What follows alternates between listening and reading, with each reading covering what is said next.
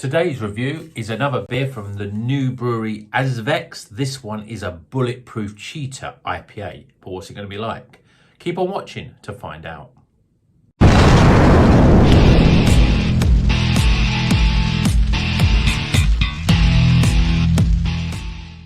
Welcome back to Rocker's Beer Review. Today we're going to be going back to Liverpool and the Azvex Brewery. This is their Bulletproof Cheetah. And this one's an IPA. You both seen a review a few days ago from the, which was the Colourful Snakes Pale Ale, which was good, but nothing really that we hadn't had before. So this is an IPA. It's a 7% IPA. We've got Azacca, Simcoe, Citra and Galaxy. Good. 4 different good hops, I think, for this. 7%, yeah, good sort of level. So let's get this beer out of the can and into a glass and see what it's about.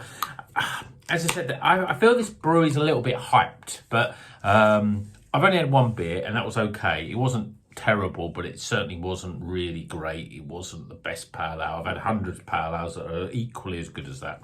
So maybe it's the IPAs that the hype's about. So let's see if this one's up to the sort of the quality IPAs that we've had from the likes of Daya and Polly's. I mean, certainly, okay, I poured it pretty badly, but look at that colour.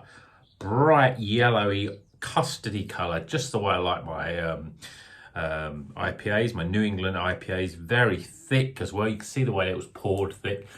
Compacted head. I mean, I've got about 3 fingers, but that's going to go down. So far, so good. Looks pretty good. Let's see what the aroma's like. Yeah, definitely lots of peach and sort of mango in there. That's about it, really. I mean, it's not a bad aroma, but it's not as punchy as you'd expect from a 7% IPA. Let's see what it tastes like. Cheers, everyone.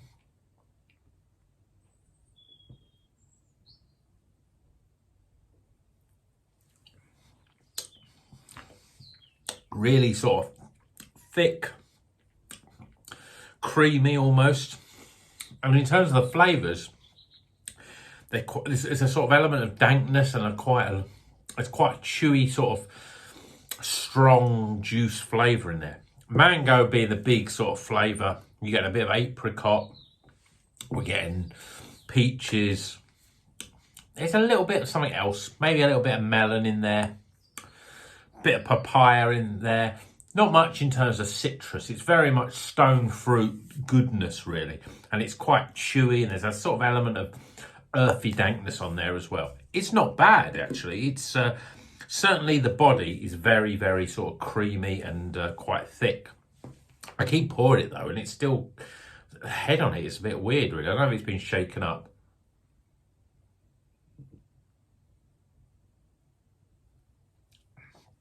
Yeah. Body-wise, really, really good. Creamy, soft, gloopy, just exactly what you want from an IPA. And the flavours are really nice. They're nice and punchy. Peaches and mangoes especially so. Big stone fruit flavours. Overall, I think it's pretty good, actually. Is it the best IPA? No, it's not the best IPA I've had.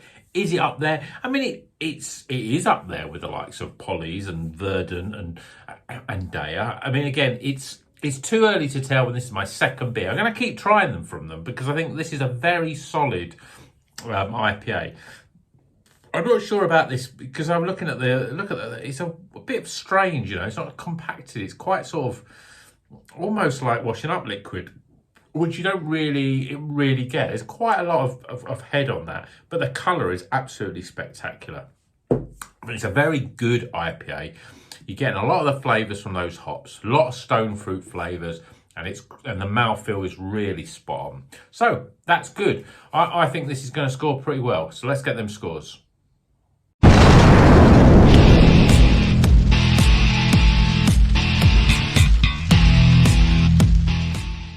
Okay, the scores are in for Bulletproof Cheetah. This is from the Azvex Brewery, fairly new brewery from Liverpool. Not to be misconstrued as Alpha Delta, because Alpha Delta's basically got this sort of triangle there, and then something a bit lower down. I think it's more like an A or something, but it looks very, very similar to it.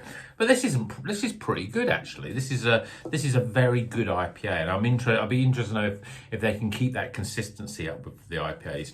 This has got Azacca, Simcoe, Citra, Galaxy. Nice selection of hops there. But let's go through the scores. So firstly, aroma. Well, it had a nice sort of aroma. Yeah, fruity, but nothing for a 7% IPA. Didn't fill the room, wasn't overly pungent, so not bad. But I'm only going to give it a 12 for aroma, appearance wise. Well, apart from the bad pour, and even the way now it's sort of, I'm not sure whether this glass is not quite clean, because it's the way that the head's gone is a very strange, but certainly the colour of the beer itself, that is a lovely custardy yellow, and so it gets a 9 out of 10 for appearance. Flavour wise, well, although the aroma wasn't big and punchy, the flavours definitely are. The more I drink this, actually, it really reminds me a little bit of the Verdant Putty, but sort of a more drinkable, easier to drink sort of version of it. I mean, I know that's got Azacca and, I mean, it's probably got Azacca and Galaxy in it as well, but it's similar. It's got nice, chewy, little bit over-ripened mango, peach, apricot, big stone fruit flavours, not much in way of citrus. There's a bit of papaya in there. There's something else a little bit, sort of bit like a bit of melon or something a little bit more earthier really in terms of a flavour. But it's pretty good. The star is the mouthfeel. It's quite thick and gloopy. It almost has a sort of body of a double IPA, but it's not. It's only a single, but it's 7%. So it's a high end, sort of higher end. It's not like your sort of 6.6 to 6.5% really. And you get that little bit of over dankness that you can sort of almost get to the point where you're getting that little bit of warmth from the alcohol. Not quite. It just gets close to it, but it's pretty full of flavour, and it's a really nice drink, the way that it just sort of glides down. So I'm giving it 35 for flavour. I think it's worthy of that. Value for money. These are a little expensive. Just over a £5 this was. Well, this was the most expensive out of the 18 beers that I bought this month. But it's a good beer, and it's 7%, and it's certainly got 4 different hops. So I think it's worthy of an 8 for value. And then my overall experience, well, I quite like it actually. It's just got a nice, if you like big stone fruit flavours, you like chewiness, you like double IPAs, even though this is a little bit dialed back from that, then I think this is a much more drinkable version of a lot of double IPAs that we've had. As I said, it does remind me of putty a little bit. Has those sort of flavours to it, but it's a little bit lighter in terms of it's obviously not as strong, but it's just about right, I think. I think it's a very good beer. I'm going to get 15 for overall. Tighten those scores up. We just nearly get the highly recommended, but it's still recommended 79 out of 100. It's a pretty good score, and I think that it's all about consistency really with these. If we can have a few more, I'm going to probably try and get a few more IPAs from them next month and see if they can keep the standards up. Pale Ale wasn't that, I didn't think it was that great, but you know, the IPA is definitely, certainly this IPA is a very good one. So let me know if you've had anything from these before, any IPAs that I should try, then let me know. But I think we're getting there. It's up there with some of the sort of Verdants and Deas and Polys that I've had. What to make them, to get into that league is whether they can be consistent across, you know, multiple different beers. But we can only find that out by drinking more of them. So I hope you enjoyed this video for today. If you're not a subscriber, please subscribe if you like the stuff that I'm spouting on about. If you want to see more of these beers, got quite a few interesting beers this month, a bit different. Yeah, give it a like if you like it. And until the next one, keep on rocking.